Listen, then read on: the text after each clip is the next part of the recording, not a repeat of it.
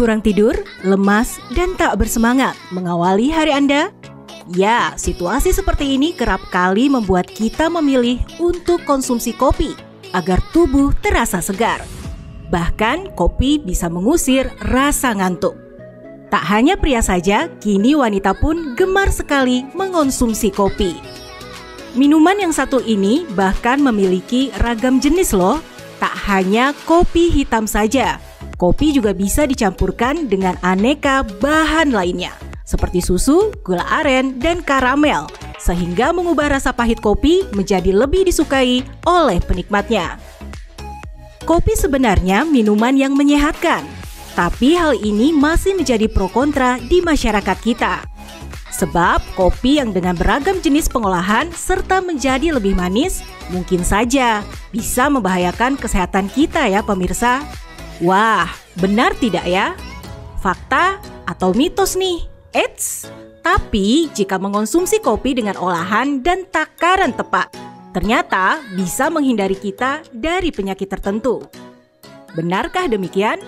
Lalu, bagaimana cara yang tepat mengonsumsi kopi? Adakah efek samping jika terlalu sering konsumsi kopi? Berikut simak ulasannya bersama dokter di studio. Halo pemirsa, selamat pagi. Kembali lagi di Hidup Sehat bersama saya Intan Saumadina dan Dokter Haikal. Nah, Intan suka ngopi gak? Suka banget Dokter Haikal. Aku tuh nggak bisa berhenti ngopi. Setiap hari harus minum kopi. Tapi ada bahayanya nggak ya dokter ya? Nah, memang ngopi ini sudah menjadi bagian dari lifestyle ya. Tua, muda, laki-laki, perempuan, semua suka kopi. Tapi apakah kita tahu nih manfaat yang terkandung di dalamnya? Makanya di tengah kita sudah ada Dr. Feni Nugraha, spesialis gizi klinik. Dan di sana ada Pak Michael, barista kita. Halo Pak, apa kabar? Baik. Halo. Halo Dokter Feni. Cantik banget hari ini dokter. Bunga-bunga ya. Bunga-bunga. Nah, sebelum kita membahas tentang kisi-kisi kopi ya. Nah, ini ada fakta mitos pertama, Dok. Katanya minum kopi dapat melancarkan sistem pembuluh darah dan menurunkan resiko stroke. Ini fakta atau mitos, Dok? Nah, ini fakta, Dok. Fakta? Iya, nah jadi memang ini terkait dengan kandungan asam klorogenat yang ada di dalam kopi. Iya. Nah, jadi yang memberikan manfaat kesehatan ini adalah si asam klorogenat tadi. Karena fungsinya dia sebagai antioksidan, kemudian menurunkan inflamasi, lalu menurunkan kadar kolesterol dan juga trigliserida, dan juga membantu untuk menurunkan tekanan darah gitu. Jadi memang sangat baik untuk fungsi pembuluh darah, fungsi jantung, dan juga dapat mencegah resiko dari stroke. Asal syaratnya kopinya jangan ditambahkan terlalu banyak gula, susu full cream, dan juga creamer gitu. Jadi ada syaratnya juga ya Ada dokter syaratnya. ya? Nah dokter, ini kan emang ternyata kopi itu ada manfaat baiknya juga ya. Dan ternyata banyak tadi ya, cuman nggak boleh ditambahin macam-macam. Nah kita langsung buat aja yuk kopi yuk. Boleh. Penasaran Wah, setuju sama banget nih. Mas Michael. Langsung yuk kita kesana yuk. Ayo, Dok. Wah, ini Halo. lengkap ya. Pak Michael lagi nyiapin kopi apa? Ini lagi siapin kopi pakai metode V60. Jadi Ya. ini aku lagi manasin wadahnya dulu gitu. Oke. Udah pada ngopi apa belum nih? Belum pagi ini. Nah Pak, ini ada kopi apa aja sih? Kok ada Iya. macam-macam kopinya beda-beda Nah, yang ya? di depan kita ada 2 jenis kopi yang paling sering orang sebut lah, Arabica, Robusta. Kadang-kadang orang bingung apa sih. Nah, kita ada kopi Arabica dan ada Robusta. Jadi udah ada yang mentah, ada yang juga yang sudah disangrai. Bedanya apa nih, Pak, antara Arabica dan Robusta? Bedanya kalau secara fisik, Arabica lebih oval atau lebih lonjong, Robusta itu lebih pudar. Dan juga secara konten, ya, Robusta kafeinnya mengandung lebih banyak. Boleh bilang kita 2 kali lipat dari Arabica, atau Arabica kita bisa bilang setengah dari Robusta. Jadi Robusta lebih strong, Pak, lebih ya? strong. Makanya kenapa rasa pekat pahitnya tuh lebih ada di Robusta. Dan kenapa Arabica orang bilang oh asam, karena rasa kafeinnya ini 2 kali lipat sehingga rasa pekatnya lebih berasa. Nah, Dok Feni, ini ngomongin kuatnya kopi Robusta, Dok ya. Ini ada fakta mitos yang mengatakan bahwa seringnya konsumsi kopi dapat membuat sebagian orang mengalami gangguan irama jantung. Ini fakta atau mitos, Dok? Nah, ini sebenarnya mitos, Dok. Jadi mitos, memang Dok. iya, jadi beberapa penelitian memang memperlihatkan bahwa mengkonsumsi kopi ini tidak menyebabkan gangguan irama jantung atau mungkin kita kenal dengan aritmia ya, Dok. Gitu. Jadi memang bagi beberapa yang sensitif terhadap kafein atau memetabolisme kafein dengan lambat, memang setelah mengkonsumsi kopi itu ada tuh yang mengeluh heart rate-nya meningkat, Berdebar, berdebar gitu. Nah, memang individu yang seperti itu memang harus membatasi tuh. Jadi harus membatasi mungkin perharinya hanya 1 cangkir atau 2 cangkir maksimal per hari, di mana kandungan kafeinnya mungkin maksimal per hari kurang dari 200 mg kafein. Tapi bagi yang tidak sensitif itu silahkan. Jadi memang tidak menyebabkan si aritmia tadi. Oke. Oke, aduh aku penasaran, pingin lihat kayak gimana cara bikin kopinya. Ini masih lama ya Pak Michael ya? Ini kita bisa langsung seduh. Tadi kebetulan aku udah giling dulu biar kita bisa ini. Oke, berarti sambil diseduh nih, sambil nunggu jadi, kita bakalan lihat jadinya kayak apa. Dan kita ngobrol lagi sama Dokter Feni, manfaat kopi dan apa nih pantangan-pantangan minum kopi supaya dapat manfaat kesehatannya. Sesaat lagi tetap di Hidup Sehat. Wah, bangga banget ya. Kopi Indonesia, kopi Sumatera, Sulawesi termasuk kopi terbaik di dunia. Tapi Intan, bagi saya, kopi terbaik adalah kopi buatan istri sendiri. Oh, so sweet. Kalau aku tahu nggak kopi yang paling baik? Apa tuh? Kopi nangkau dengan bismillah. Astaga. Betul banget itu. Waduh, ini luar biasa. Seru nih kalau kita ngomong kopi ya. Dok, ini juga ada yang mengatakan dok ya, kan kopi ini memang bagian dari lifestyle. Semua orang suka kopi. Dan ini ada yang mengatakan dok ya, kalau misalnya minum kopi itu dapat menyebabkan gangguan pada lambung. Ini fakta atau mitos? Nah, ini fakta, Dok. Dokter, kenapa, Dok? Iya, jadi memang si kandungan kafein yang ada pada kopi ini memang bisa mencetuskan peningkatan dari produksi asam lambung. Nah, inilah yang menyebabkan gangguan dari lambung atau sakit mah. Nah, tetapi balik lagi, sensitivitas tiap orang berbeda-beda gitu. Jadi memang harus disesuaikan dengan kemampuan masing-masing. Jadi kalau Anda sensitif terhadap kafein dan juga Anda memiliki sakit mah yang akut, Anda disarankan untuk menghindari kopi atau membatasi konsumsinya. Nah, atau tadi yang dijelaskan ya, bisa pilih kopi dengan kandungan kafein mungkin yang lebih rendah tadi yang Arabica gitu. Mungkin Arabica kan kandungannya lebih rendah, di mana Robusta ini kandungan kafeinnya 2 kali lipat daripada si Arabica gitu. Oke, nah Pak Michael tadi kita mau bikin kopi apa? Nah, ini kita mau bikin kopi dengan metode V60 atau pour over. Ini yang paling banyak dibikin di kafe-kafe. Jadi ini kita basically menuang air pada bubuk kopi dengan Belum jadi ya? ini belum jadi, ini saya taruh dulu. Terus kita ratakan dulu. Itu apa tadi, Robusta ya? Yang ini kita Arabica. Arabica itu yang lebih sedikit kafeinnya. Kafeinnya lebih sedikit sehingga rasa pekat pahit kopinya nggak terlalu tinggi sehingga kita bisa merasakan karakter kopinya. Kalau misalnya kita ada pilihan kopi dok, ini kan yang lebih tinggi kafein, ini yang lebih rendah kafein, lebih bagus yang mana dok? Nah, sebenarnya keduanya sama-sama bagus ya, kan tergantung selera gitu. Tadi kan memang untuk kafeinnya yang Arabica lebih rendah. Kita bisa merasakan sih cita rasa dari kopi itu ya, yang rasanya sedikit asam gitu. Jadi balik lagi ke selera, tapi ada beberapa yang konsumsi Robusta ternyata nggak kuat. Gitu yang tadi, terutama berhubungan dengan si gangguan lambung tadi. Ini berarti yang nggak kuat maksudnya lambung dan kondisi jantung gitu dok ya? Iya, jadi kadang ada beberapa yang karena si Robusta ini kandungan kafeinnya lebih tinggi, setelah mengkonsumsinya ada yang jadi timbul sakit mah, lambungnya tidak enak, kemudian debar-debar gitu dok. Nah dokter, kan aku lagi diet ya dokter ya.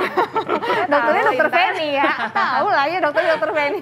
Nah tapi kadang-kadang nih dok, untuk nahan lapar, aku suka minum kopi. Nah ini benar gak sih dok kalau kopi ini bisa untuk membuat kita tidak mudah lapar? Ini fakta atau mitos dok? Nah ini fakta, Intan. Fakta, benar iya, ya? benar. Jadi di dalam kopi yang si kandungan kafein tadi ternyata dapat memperlambat si pengosongan lambung gitu. Jadi akan membuat kita kenyang lebih lama. Dan dia menghasilkan hormon yang fungsinya adalah untuk mengontrol si nafsu makan. Dan beberapa penelitian memperlihatkan kalau konsumsi kopi ternyata sebelum makan, jadi kurang lebih setengah jam hingga 4 jam sebelum makan, ternyata dapat mengurangi asupan kalori kita dalam 1 hari itu. Gitu. Dan juga ternyata si kopi ini membantu dalam penurunan berat badan. Kenapa? Tadi berhubungan dengan si asam klorogenat tadi tuh. Nah, si asam klorogenat ternyata membantu meningkatkan pembakaran dari si lemak dalam tubuh kita.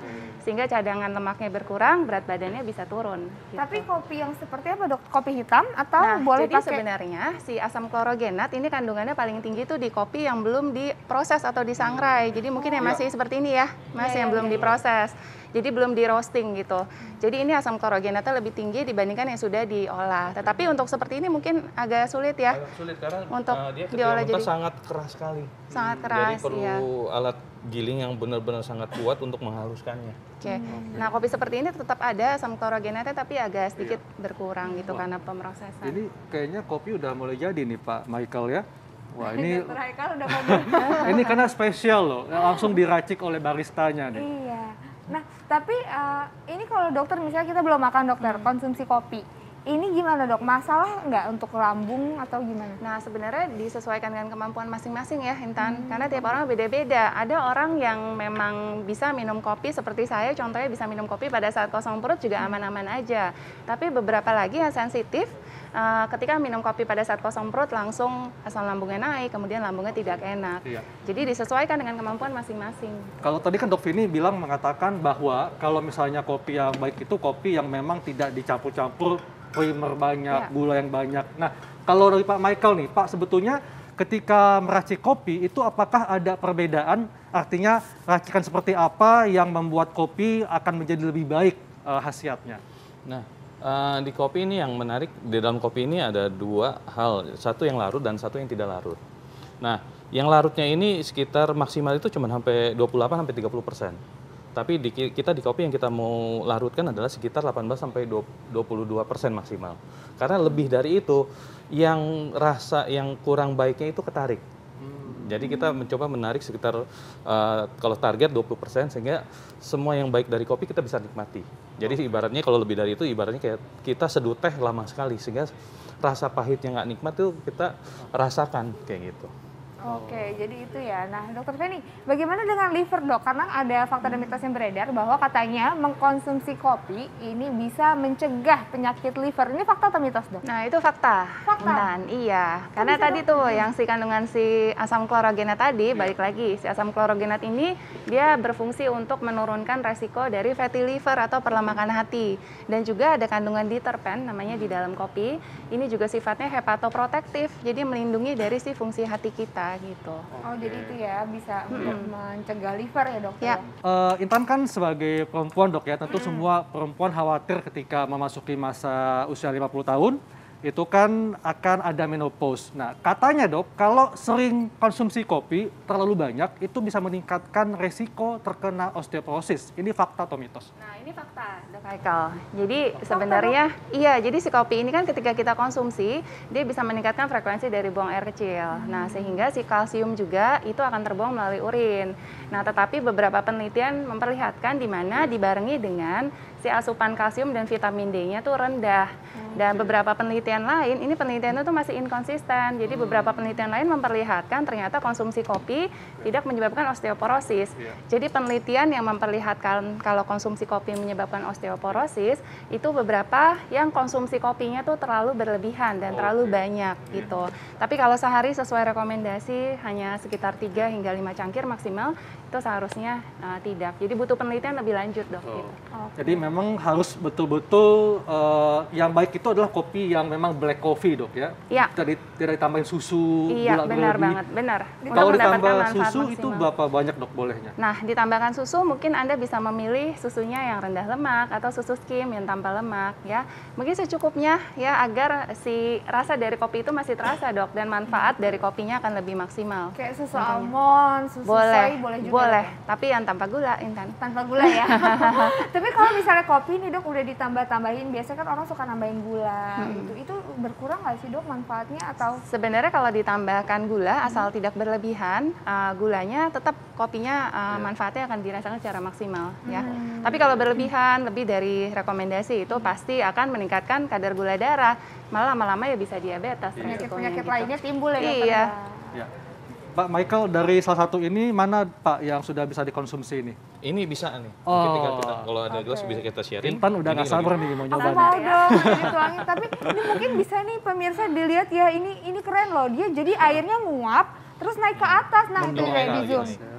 Itu yang akhirnya menyeduh kopinya ya dari uap air. Jadi airnya malah naik gitu Airnya ya. naik karena ada karena dimasak lama-lama kan ada uap. Nah, uapnya ini akan menekan si airnya untuk naik ke atas. Kayak gitu. Jadi kita akan nyalakan api, kita akan diamkan. Mas Michael, kita coba yang udah jadi yuk. Boleh, kita boleh. dituangin Mungkin bisa. dulu. Udah gak sabar nih. Kayaknya waktunya sudah mau habis, jadi Iya. aku nggak mau sia-sia harus minum kopi. Mas Michael dari tadi nuanginnya kenapa harus muter-muter mas? Ada Oh ya itu dia teknik tuh, kenapa khusus tuh? ya? Betul betul. Supaya untuk rata aja. Oh. Supaya rata ya triknya Iya, ya. Oke, wah ini Nikmat banget nih kelihatannya ya. Udah terasa aromanya tuh kuat banget. Asik dokter Haikal, dikasihnya ke aku. Aduh, masih dicium panas, gimana nih cobain ya?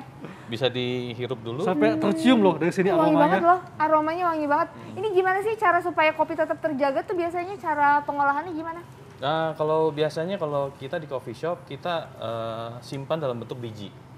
Kalau customer pesan, baru kita giling, sehingga aromanya freshness terjaga. Karena pas lagi di roasting, tadi mungkin sudah pegang bijinya keras, pas di sangrai dia mengembang, sehingga ada pori-pori CO2-nya ke-trap di sana. Betul. Jadi kita mau pas diseduh bersama ini CO2-nya dia mengeluarkan aroma, sehingga kita bisa cium. Aduh, kita ngopi dulu dokter Haikal yuk.